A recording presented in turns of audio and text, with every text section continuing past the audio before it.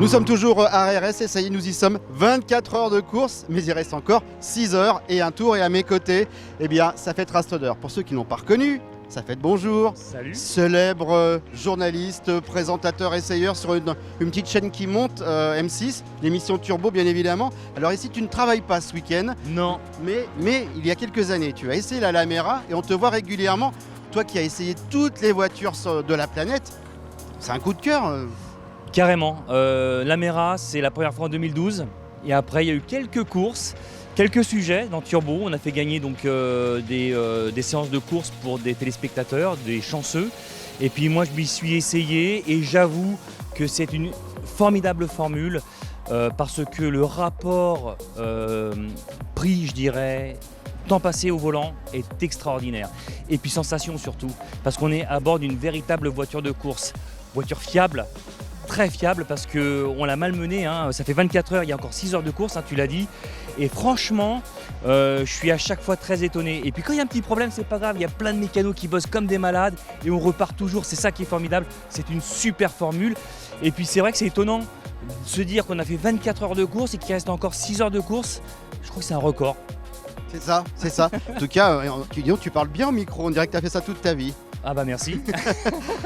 Le truc aussi génial, c'est que tu as roulé ce week-end avec ton fils. Ça aussi, c'est le petit bonus de rouler avec le fiston. Ah, c'est le bonus. Alors, on est très partagé quand même, hein, parce que quand on roule, même moi quand je roule, je me dis est-ce qu'il va faire attention ici, est-ce qu'il va pas faire le con, etc. Mais franchement, c'est un truc à partager en famille. Quand on peut le faire, c'est vraiment génial.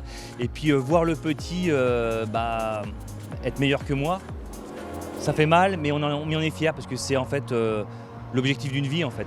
Oui, enfin tu vas quand même, il paraît, lui supprimer ton argent de poche. Alors, ton argent de poche, pardon. Alors du coup, merci en tout cas. On va te laisser, parce qu'a priori tu es un petit peu pressé, mais sache qu'il y a encore mieux que père-fils, père-fille ici ce week-end du côté de la 51. Eh ben, il y a le grand-père, les fils et les petits-fils. Alors ça, c'est une belle histoire. Ça peut faire un sujet turbo. Non, trop tard, c'est moi qui l'ai pris. Eh ben trop tard.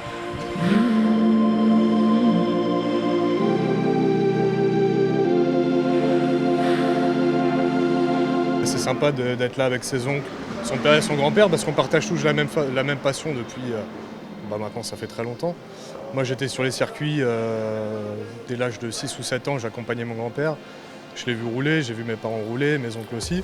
Là aujourd'hui rouler tous ensemble c'est quand même vachement cool.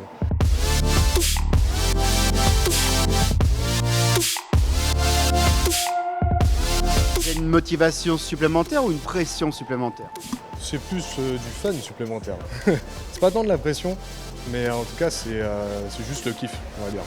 Il y a certaines personnes qui essaient de titiller un petit peu les chronos par rapport aux autres, mais sinon on est à peu près tous réguliers, on n'est pas trop loin les uns des autres, donc c'est parfait.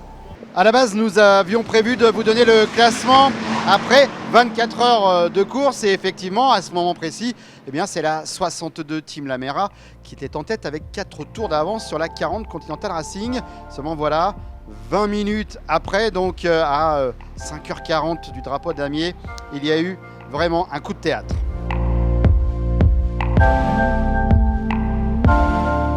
Quad 60, donc on était leader, hein, normalement on avait la course gagnée, on finissait tranquillement et ce Quad 60 pour ne pas prendre de risque parce qu'on a le droit à quelques secondes pour se mettre à la vitesse.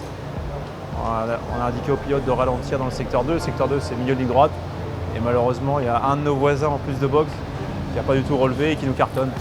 Il reste donc au moment où je vous parle, eh bien 4h50 de course et donc la 40 Continental Racing a repris les commandes. Elle a effectué 659 tours et elle a 5 tours d'avance sur la 42 ETC Racing 2. Troisième place, premier Pro-Am, c'est la 29 CTF AB Momotozor, 9 tours de retard. La 61, l'Auto Leclerc by Asphalt, à 10 tours de retard, elle est quatrième.